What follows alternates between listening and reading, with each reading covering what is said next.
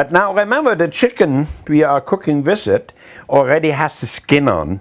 And because of that, skin is fatty, and we don't want this skin. So I'm going to peel this off. You see? See that? Very easy. And you do that one, yeah. And we kind of cut the fat off. And yes, you know what? I'm going to put that in the chicken stock because, believe it or not, in the chicken stock, this fat gives the best taste.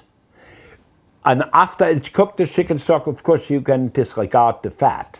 So we're going to cut this in here. And we're going to cut this in here. Now this. And we're going to put that all in here. Okay? There you go. Oh, the whole thing. There. You do, you cut it in half. Don't cut yourself. Yeah, this shows you how good you do. So you got this. Now you take this out. Take this out. Like this. Grandma, follow me with the camera. I'm gonna cut this. Because you know, yeah, just hold on. You know what we're going to do with this? What? We put it also in our chicken stock. Okay. And then do this again.